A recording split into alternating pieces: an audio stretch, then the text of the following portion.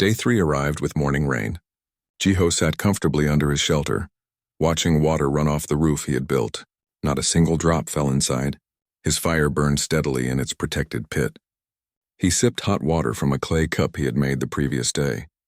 The cup was crude, fired in his campfire rather than a proper kiln, but it held water and did not leak. That was success enough. He had spent day 2 exploring his immediate area and improving his camp. He had built a smoking rack and caught enough fish to preserve several days' worth of food. He had also started a small collection of useful plants. Some were edible. Others had fibers good for rope making. He learned by careful testing, watching how the local animals interacted with different plants. Now, on day 3, he had a new project in mind. He walked to a clay deposit he had found near the stream. The rain had softened the earth, making it easier to dig. He collected several large chunks of clay in a basket he had woven from plant fibers. Back at camp, he began working the clay with his hands, removing stones and debris, kneading it until it was smooth and plastic. In the observation center, the regular watchers had been joined by scientists from multiple disciplines. Anthropologists, engineers, and cultural specialists crowded around the screens. They no longer just watched Jiho. They studied him. Every action was recorded and analyzed. "What is the human making now?" asked Tessa, a researcher from the archives, a species dedicated to preserving knowledge. "Clay vessels," Kelm replied. "Pottery. This represents a significant technological advancement. Pottery allows for water storage, cooking, and food preservation. It is one of the markers of settled civilization." On day 3, Tessa noted, making a record. Previous species have never advanced beyond basic survival during the trial period. This human is building infrastructure. Jiho shaped several pots of different sizes. He made them using the coil method, rolling clay into long snakes and stacking them in spirals, then smoothing the walls. He created 2 large storage jars, 3 medium cooking pots, and several small cups. He also made a set of flat plates. When he finished shaping them, he set them in the sun to dry slowly. By day 5, his pottery was dry enough to fire. He built a large bonfire and placed the pots in the center, then buried them in hot coals. He maintained the fire for hours, keeping the temperature as high as he could. When he finally let the fire die down and retrieved the pots the next morning, they had hardened into true ceramic. Not one had cracked. His technique was sound. The council observers watched his pottery production with intense interest. Pottery required understanding of materials, heat, and patience. It required planning multiple steps ahead. This was not survival. This was craftsmanship. "The human is not struggling," Ralk observed. "He is thriving." Query: "Is this normal human behavior?" Vesh, who had been studying human psychology, answered, "Humans have a deep need to create and improve. They are rarely satisfied with merely surviving. Once basic needs are met, they immediately begin working on comfort, efficiency, and even aesthetics." Notice that some of his pottery has decorative patterns carved into it.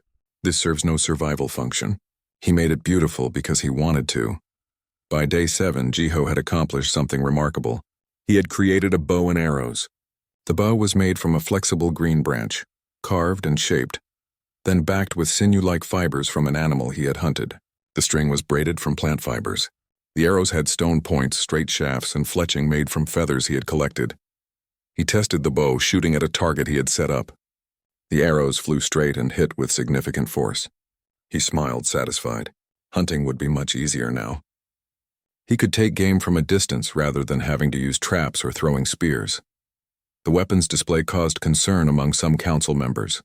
A representative from the Peacekeepers, a species dedicated to conflict resolution, raised an objection during one of the daily briefings. "The human is creating weapons. First knives, then spears, now ranged weapons. Should we be concerned about aggressive tendencies?" Marith responded calmly. "Context is important. The human is alone on a planet with predators. Weapons are tools for survival and hunting. Humans have been crafting weapons for hundreds of thousands of years. It is as natural to them as breathing is to us." Kelm added, "It is worth noting that the human has shown no aggressive behavior toward the environment. He hunts only what he needs for food. He has not killed for sport or excess. His behavior is sustainable and measured." By day 10, Jiho's camp looked like a small homestead. He had expanded his shelter with a second structure for food storage.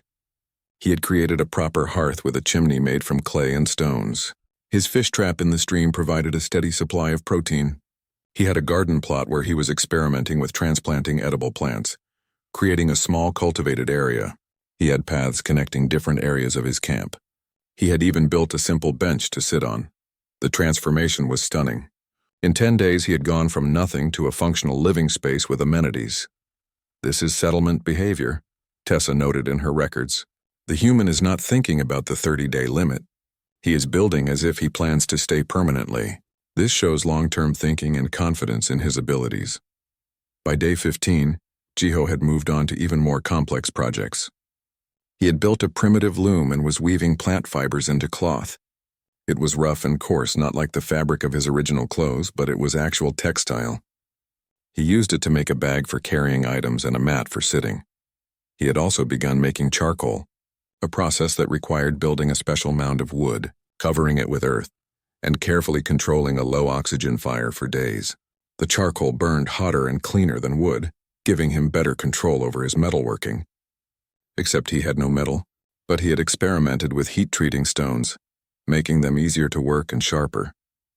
One afternoon on day 15, a large predator approached his camp. It was similar to a big cat from Earth, sleek and powerful with fangs designed for killing. The animal had likely been drawn by the smell of food. In the observation center, alarms sounded. Predator approaching the human. It is significantly larger and stronger. Should we intervene? Wait, Kelm said. Watch what he does. Jiho had already noticed the predator. He did not panic. He calmly picked up one of his spears. He moved to position his fire between himself and the animal. Then he did something interesting. He grabbed a burning branch from his fire and waved it at the predator while making loud noises. The predator stopped, confused. It had never seen fire before. The bright flames and the human's confident, aggressive display were unlike anything in its experience. It circled warily, trying to find an advantage. Jiho kept the fire between them, maintaining eye contact, appearing larger and more threatening than he actually was. After several tense minutes, the predator decided this strange prey was not worth the risk. It turned and disappeared back into the forest. Jiho lowered his spear and took a deep breath. His heart was pounding, but his hands were steady. He added more wood to his fire and reinforced the perimeter of his camp with sharpened stakes, better to prevent future encounters. In the observation center, the mood was respectful. The human did not flee from a superior predator, Ralk noted. He stood his ground and used fire as a weapon. This is remarkable courage. It is not courage, Vesh corrected gently. It is confidence. The human knew exactly what to do. Humans have been using fire to intimidate predators for hundreds of thousands of years. This was not bravery. This was experience passed down through countless generations. By day 20, Jiho had created something nobody expected. He had started making simple furniture. He had a proper bed frame raised off the ground, with a mattress made from woven plant material stuffed with dried moss. He had a table and a stool. He had shelves for storage built into the rock wall. He had pottery for cooking and eating, baskets for gathering, tools organized on racks. His camp was not just functional. It was comfortable. He had also begun engaging in activities that were purely recreational. He carved decorations into some of his wooden tools. He created small sculptures from clay. One evening he sat by his fire and sang songs, his voice carrying through the forest. The observers heard his singing through the nanite feeds. It was strange and haunting and oddly beautiful.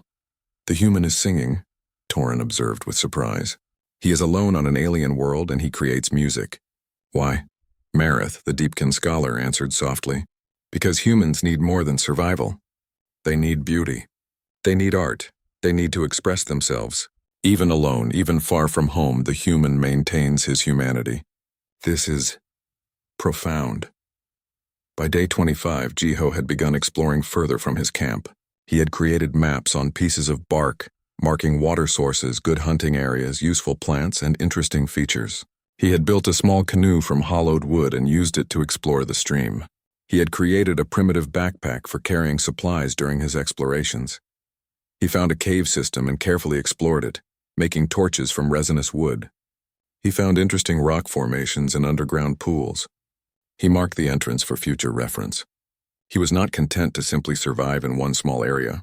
He wanted to understand his environment fully.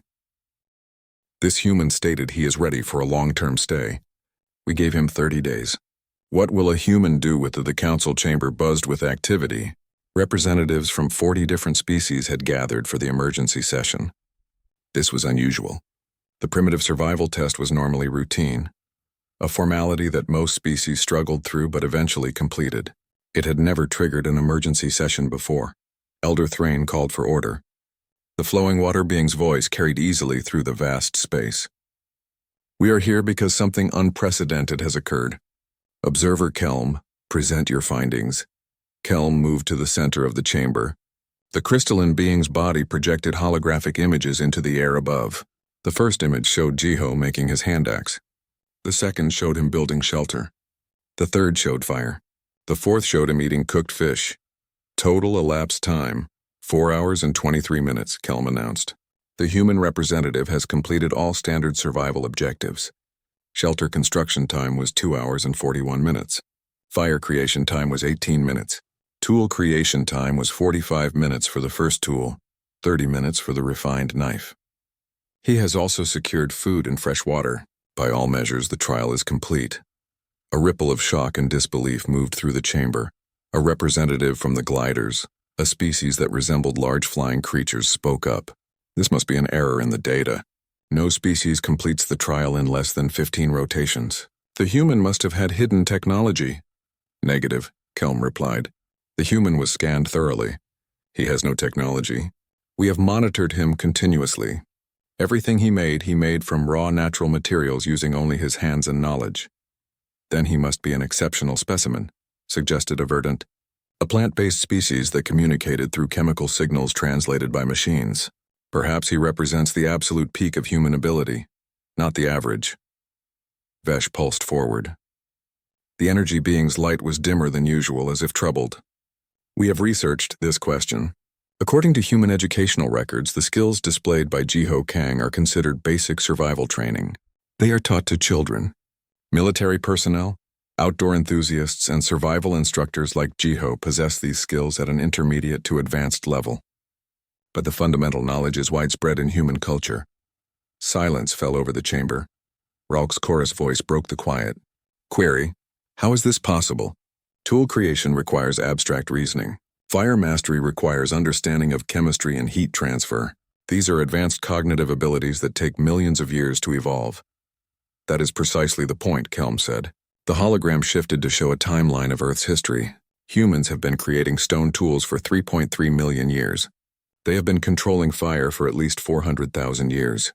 These abilities are not recent developments. They are ancient, fundamental parts of human survival strategy. The hologram changed again, showing images of early human ancestors. Humans evolved on a world with extreme competition. Their planet is home to creatures with natural weapons: claws, fangs, venom, armor, speed, strength. Humans had none of these advantages. They were slow, weak, and vulnerable. They should have been prey. They should have gone extinct. But they did not, Elder Thrain observed. No, they survived through adaptation. They made tools to compensate for their lack of claws. They made fire to protect themselves from predators and cold. They made weapons to hunt animals stronger and faster than themselves. Over millions of years, these skills became embedded in their culture. Each generation taught the next. The knowledge accumulated and refined. A new voice joined the discussion.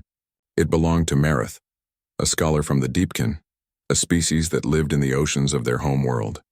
I have been reviewing human anthropological data. There is a term they use, cultural evolution. While biological evolution gave them intelligence, cultural evolution allowed them to pass knowledge between generations without genetic inheritance. A human child does not need to rediscover fire. They are taught how by their parents, who were taught by their parents going back thousands of generations. This is the key difference, Kelm continued. Most species in this council evolved with their abilities. The Velrathi grew their crystal tools from their own bodies. The Thornbacks coordinate through hive-mind connection that is biological. The gliders have natural wings. These are genetic traits, but humans manufacture their advantages. And because the knowledge is cultural rather than genetic, it can advance much faster than biological evolution allows. Torin, the liquid metal being, rippled with agitation. Then we have made an error in the design of this test. We assumed technology meant machines and electronics. We assumed removing those things would reduce all species to an equal baseline. But for humans, primitive tools are technology. Stone knives and fire are as much technology as our starships. Just older. Exactly, Vesh agreed. We cannot strip humans of technology because they make it from whatever materials are available. We gave this human rocks and sticks. He made tools. If we gave him only sand, he would find a way to make something useful from that. A debate erupted in the chamber. Some argued that humans should automatically pass the trial since they had exceeded all metrics. Others argued that the trial should be modified to make it more challenging. Still others suggested humans should be disqualified because their capabilities were too different from other species to be fairly tested. Elder Thrain raised a limb for silence. The trial will continue as designed. 30 rotations was the agreed time. We will observe the full period. But we must also address a larger question. We now understand humans survived by making tools. But what else do we not understand about this species? Ralk responded. We have been analyzing their evolutionary history. Humans are persistence predators. This is extremely rare among species. Their biology is optimized for endurance, not speed or strength. On their homeworld, humans would hunt prey by following it for hours or days until the prey collapsed from exhaustion. No other Earth species could do this. Humans would simply keep going long after other creatures had to stop and rest. They also have unusual temperature regulation, added Marith. They sweat to cool their bodies. This allows them to remain active in heat that would force other creatures to rest. Combined with their endurance, this made them nearly unstoppable hunters on their world. Kelm projected new images. There is more. Human hands are exceptional. Highly dexterous with opposable thumbs, they can manipulate objects with great precision. This is necessary for their tool-making, but it also means they can adapt to almost any task. Human hands can perform delicate surgery or wield a hammer. They can write or fight. They are versatile in a way most species' appendages are not. And their brains, Vesh added. Human brains are highly adaptable. They learn new skills throughout their lives. They can adapt to new environments, new tools, new challenges. Most species have more rigid neural pathways. Humans are flexible. Elder Thrain processed all this information. So we have a species that is physically unremarkable but mentally exceptional. They have no natural weapons, so they make artificial ones. They are not particularly strong, so they create tools that multiply their strength. They lack armor, so they build shelter. They cannot see well in the dark, so they make fire. For every disadvantage, they create a solution. Yes, Kelm confirmed. And they have been doing this for so long that it is now instinctive. They do not need to invent these solutions. They inherit the knowledge. Every human child grows up learning that problems can be solved through creativity and tools. It is embedded in their culture. Marith spoke thoughtfully. Most species in this council were given their gifts by evolution. We adapted biologically to our environments. But humans gave themselves gifts through innovation. They shaped their own evolution through cultural advancement. This is humbling. It is also concerning, said a representative from the Wardens, a species that valued military strength. If humans can create solutions to any problem, and if they refuse to quit even when facing superior forces, what kind of allies will they be? What kind of enemies? That question, Elder Thrain said gravely, is precisely why we must complete this trial. We must understand what humans are truly capable of. We have seen what they can do in one morning. Let us observe what they can accomplish in 30 days. The council agreed to continue monitoring, but privately many of them felt uneasy. They had thought they were observing a simple survival trial. Instead, they were witnessing something that challenged their understanding of technology. Evolution and adaptation. On the planet below, Jiho had no idea he was causing an existential crisis among alien species. He had finished his lunch and was now improving his fish trap. He wanted to automate his food gathering so he could focus on other projects. He had ideas for pottery, better tools, and maybe even a primitive loom. 30 days was a long time. He might as well make the most of it. He worked contentedly in the afternoon sun, humming a tune his grandmother had taught him as a child. Above him in orbit, dozens of alien species watched and wondered what they had gotten themselves into by inviting humans to join the Galactic Council. The shelter was taking shape. Jiho worked steadily, weaving large leaves through the frame he had built. The leaves overlapped like roof tiles, each one positioned to shed water. His fingers moved with practiced ease, tucking and folding. This was the same technique humans had used for thousands of years, on every continent. It worked in rainforests and temperate zones. It would work here too. He reinforced the roof with smaller branches laid horizontally across the leaves. Then he added another layer of leaves on top of those. 2 layers meant better insulation and waterproofing. The tropical leaves on this alien world were huge, some as large as his torso. They made the job easier. The floor needed attention next. Sleeping on bare ground would drain his body heat at night and leave him cold and tired. He gathered armfuls of the dried moss he had found earlier and spread it thick across the ground inside his shelter. The moss would trap air and provide insulation. It would also be soft enough to sleep on comfortably.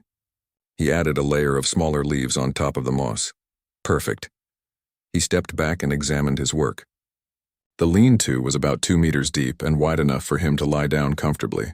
The rock overhang formed the back wall. The angled roof would protect him from rain and reflect heat downward. He had built it in less than 3 hours. It was not pretty, but it would keep him alive and comfortable. That was what mattered. In the observation center, more council members had gathered. Word had spread quickly.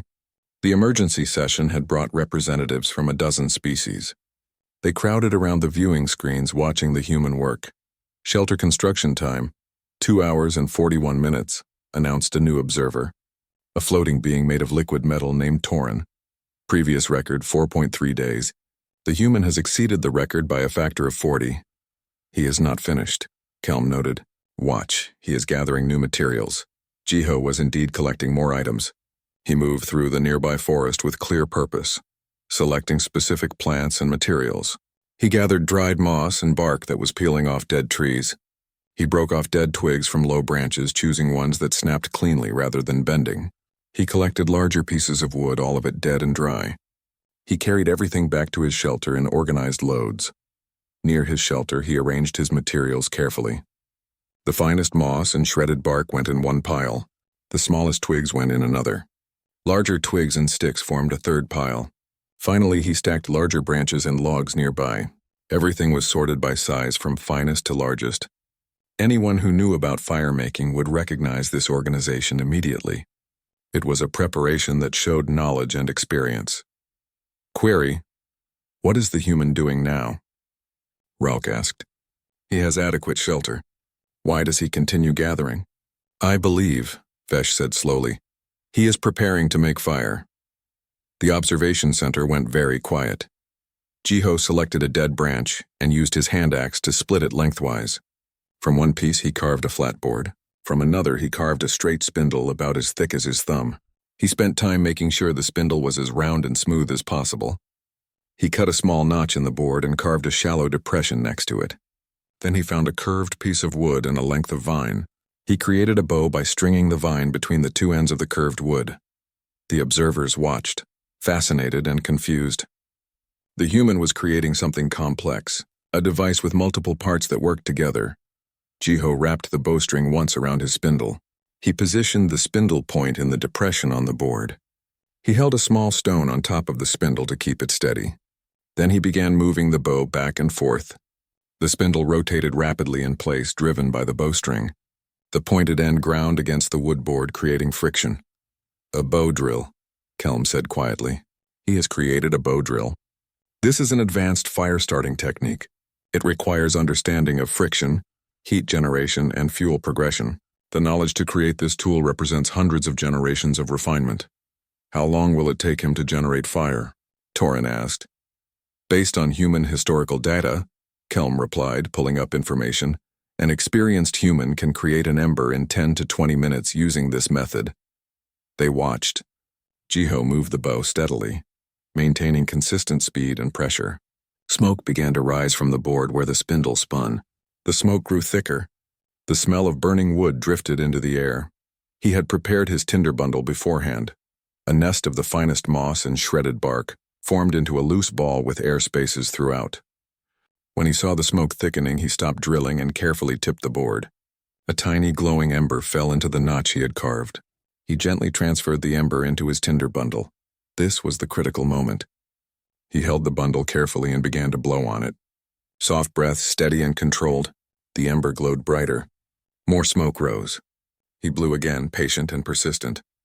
The smoke increased. Then suddenly a tiny flame flickered to life. The tinder bundle caught fire. Jiho quickly but carefully placed the burning bundle into his prepared fire pit, where he had arranged the smallest twigs in a teepee shape.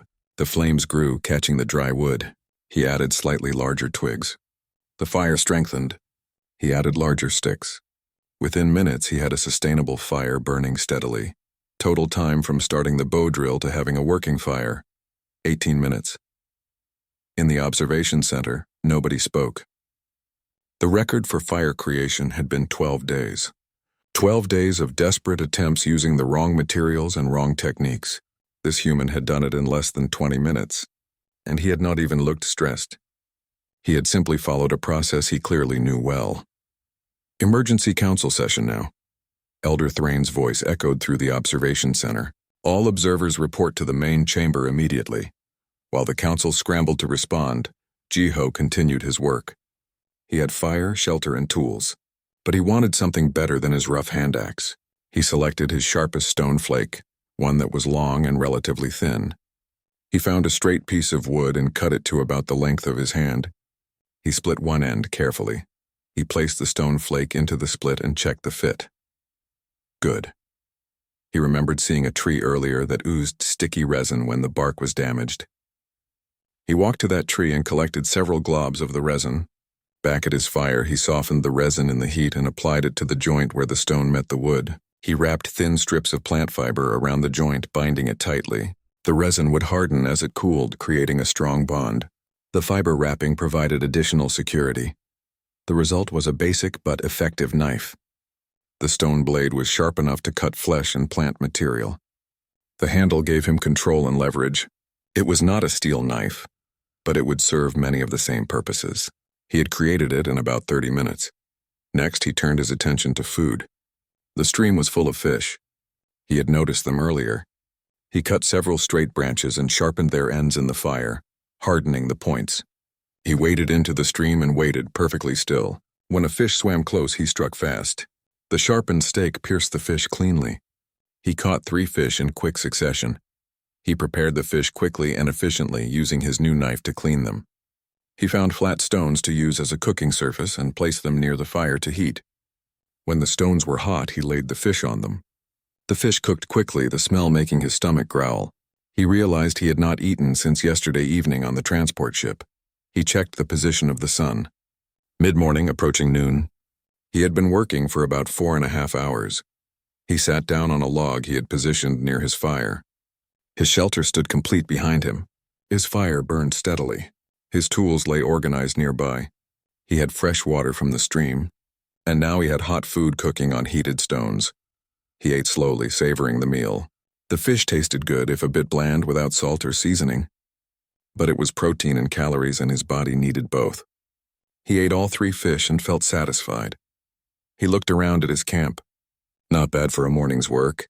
He had everything he needed for basic survival: shelter, water, fire, tools, and food. The framework of life was in place.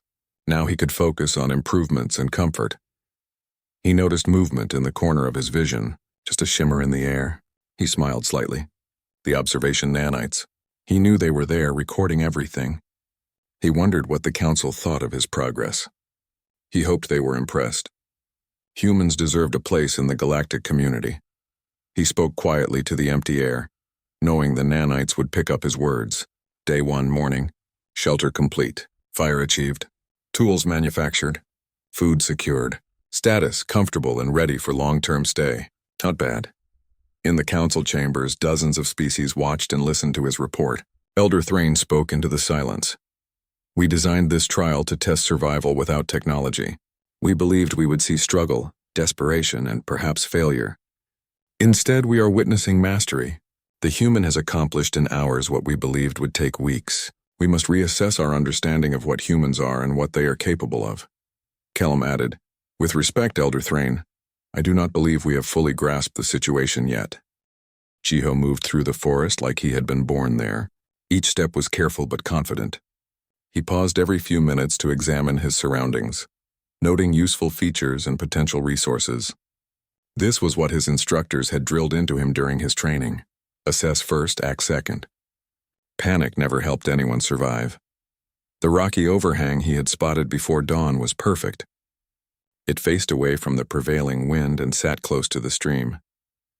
The ground underneath was relatively dry and flat. Most importantly, the rock ceiling would reflect heat from a fire back down, making the space warmer. His ancestors had sought out places like this for hundreds of thousands of years. The knowledge lived in him like a genetic memory, though it was really just good training. He set his hand axe down and began gathering materials. The forest provided everything he needed. There were plants similar to bamboo, tall and straight with hollow centers. Dead ones littered the forest floor, dried out and perfect for building. Vines hung from trees, tough and fibrous. Large leaves grew on bushes near the stream. He found patches of moss growing on the shaded side of rocks, dried out and ready to use. In the observation center, the three watchers remained silent. They had pulled up records from previous trials to compare. The fastest any species had moved with purpose was on the third day. Most spent the first day in distress, trying to process the loss of their technology. Many cried or raged or simply sat in shock. But this human moved like losing technology meant nothing to him at all. He walked from place to place with clear intentions. He gathered materials in organized piles. When he picked something up, he examined it briefly and either kept it or discarded it. There was no confusion in his movements. No hesitation. Just calm, methodical work. The human is not exhibiting any distress behaviors, Ralk observed. Query: is this specimen somehow defective? Does he not understand that his technology is gone? Kelm watched Jiho select specific rocks from the stream bed. He understands. Look at his choices. Those rocks have high silica content. They fracture conchoidally when struck. He knows exactly what he is doing, but how? Vesh pulsed with confusion. Our research indicated humans only developed stone tool technology relatively recently in their evolution. Surely the knowledge is not instinctive. Pull up human historical data, Kelm ordered. Something is not matching our assumptions. While the observers researched, Jiho continued working. He found what he was looking for. A piece of flint-like stone the size of his palm. The stream had worn it smooth on one side, but the other side was rough. Perfect. He selected another stone as a hammer and sat down on a flat rock. He positioned the flint carefully against his thigh, protected by his cloth pants. He struck the flint with the hammerstone at a precise angle. A sharp flake popped off. He struck again. Another flake. He worked steadily, each strike calculated. This was called napping, a skill older than written language. His instructor back on Earth could create a perfect arrowhead in 5 minutes. Jiho was slower, but he got the job done. After 30 minutes, he had a collection of sharp flakes in various sizes. He selected the best ones and set them aside. Then he picked up a straight branch he had cut earlier. Using one of his sharp flakes, he began stripping the bark. The flake cut through the green wood easily. He worked the branch until it was smooth and clean. Next came the delicate part. He split one end of the branch carefully, creating a slot. He selected his largest, sharpest flake and fitted it into the slot. Then he pulled resin from a nearby pine-like tree. The sticky sap would harden and hold the blade in place once it dried.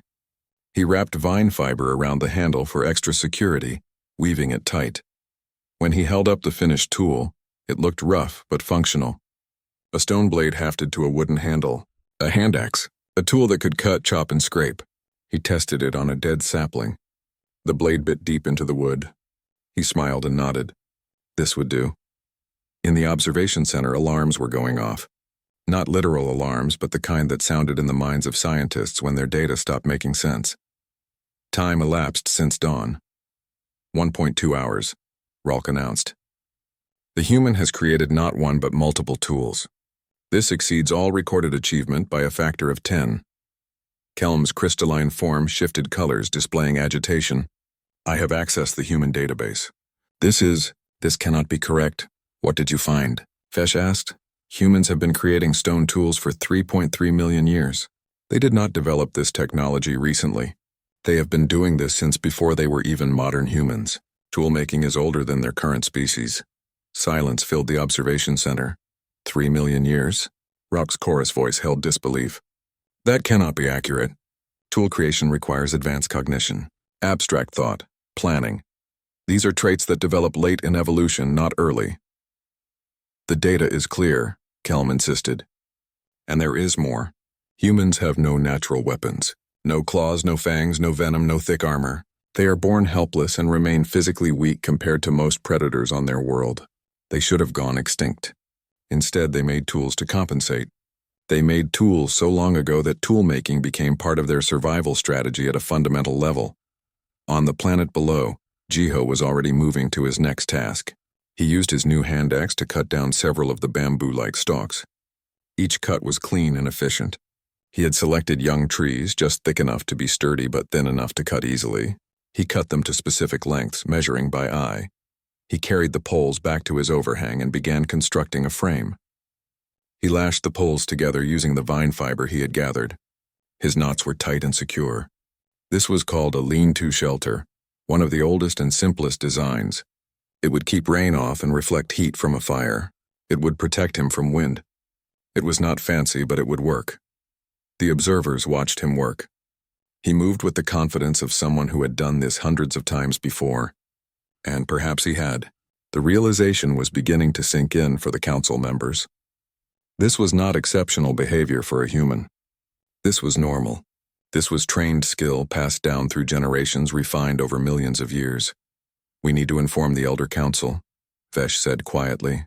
This changes everything we thought we knew about the trial. Agreed, Kelm chimed. We designed this test to measure survival without technology. But for humans, primitive survival is technology. We thought we were testing whether they could adapt to losing their tools. But they have not lost their tools. They are making new ones from raw materials. Query, should we stop the trial? Ralk asked. The human has already exceeded all performance metrics. There is no need to continue. No, Kelm said firmly. We continue. I want to see what else humans can do. I suspect we have barely scratched the surface. On the planet, Jiho finished the frame of his shelter and began weaving large leaves into the roof. He worked quickly but carefully. The sun was climbing higher. It was getting warm. By his estimate, he had been working for about 3 hours. He was making good time. He had already accomplished what the council considered impossible. But he did not know that. He was not trying to break records or impress anyone. He was simply doing what needed to be done. Find shelter, make tools, get water, make fire. These were the basics. He had learned them as a child. Every human child learned them. It was just survival. It was just what humans did. In the observation center, 3 members of the Galactic Council watched a human build a civilization from rocks and sticks. They watched and they began to understand something important. They had invited Earth to join the Council because humans had developed faster than light travel. Because humans had technology. But humans had always had technology. They had been building, creating, and adapting since before they could speak. That was not a feature of human civilization. That was the foundation of what made them human in the first place.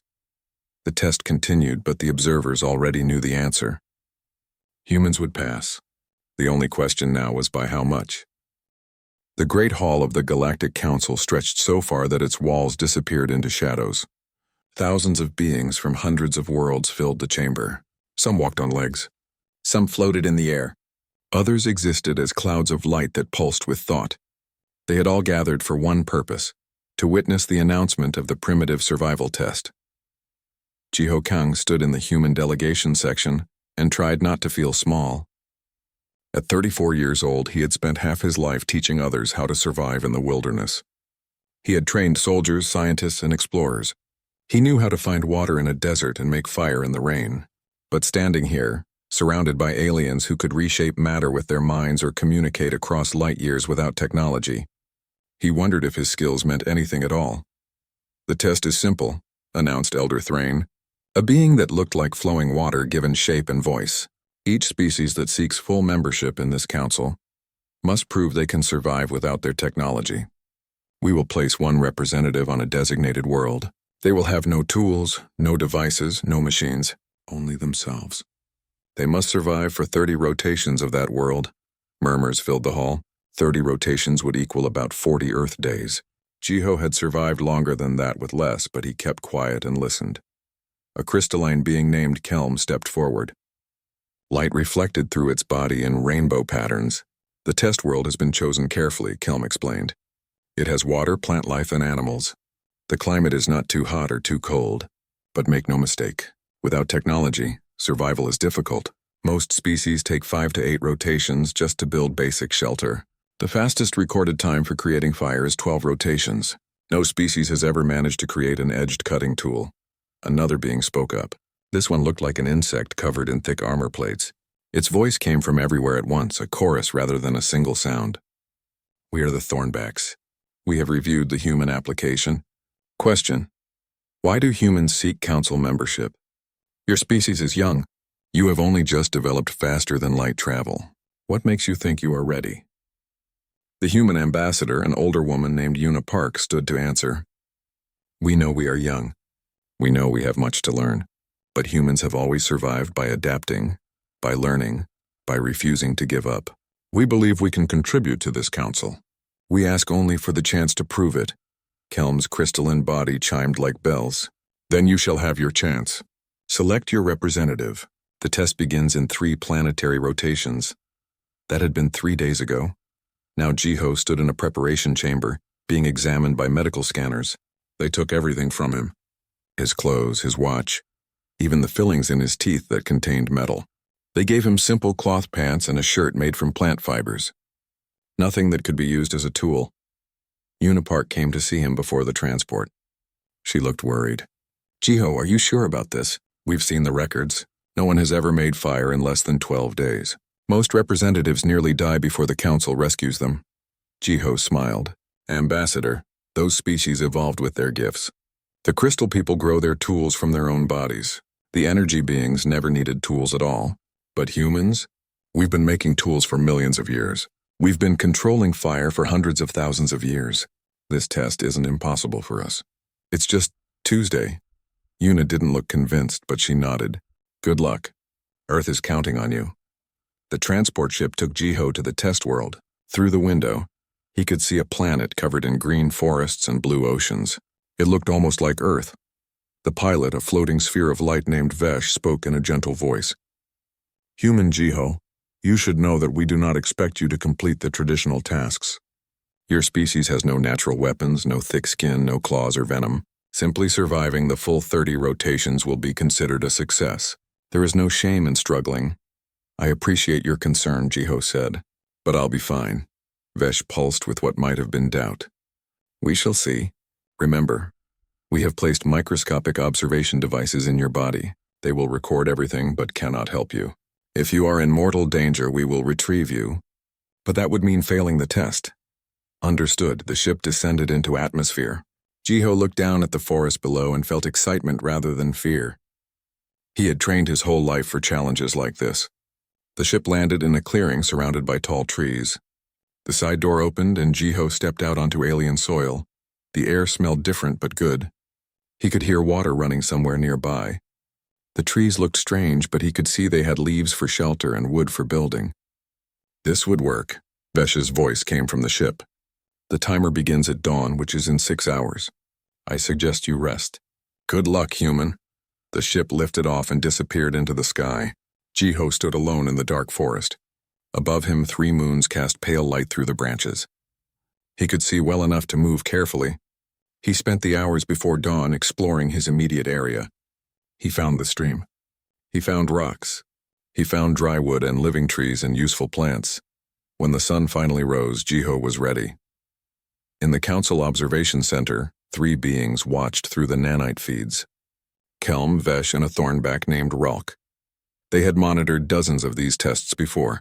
Usually the representatives spent the first day panicking, crying, or trying desperately to find food. The record showed that most species needed several days just to accept their situation. But as dawn broke on the test world, Jiho Kang did something unexpected. He walked with purpose to the stream and began picking up specific rocks. He examined them carefully, choosing some and discarding others. He placed his chosen rocks in a pile. What is the human doing? Ralk asked, its chorus voice confused. Unknown, Kelm chimed. He appears to be collecting stones. Perhaps he is confused, Vesh suggested. The loss of technology often causes disorientation. They watched as Jiho selected 2 particular rocks. He held one steady and struck it with the other. Chips of stone flew off. He struck again and again, each hit precise and controlled. Within 20 minutes, he held up a sharp stone flake that glinted in the morning sun. "Query," Ralk said, its voice uncertain. "Did the human just make a tool?" Kelm's crystal body went completely still. That should not be possible. Tool creation requires abstract reasoning that takes millennia to develop. "Keep watching," Vesh said quietly. Jiho wasn't done. He continued working, creating more flakes, then using them to cut a straight branch from a tree. He stripped the bark with his stone tool. He was making something more complex now, something with a handle and a blade. In the observation center, alarm began to replace confusion. What they were witnessing shouldn't be happening. Not this fast, not this easily, and certainly not with a species that had no natural advantages at all. 45 minutes after dawn, Jiho Kang held up a crude but functional stone hand axe. He tested its edge against a piece of wood. It cut cleanly. He nodded, satisfied, and started walking toward a nearby rocky outcropping. "Emergency session," Kelm said suddenly. "Alert the Elder Council. Something is very wrong. Or very right. I cannot determine which." The test had barely begun, but the observers already knew this would be like nothing they had ever seen before.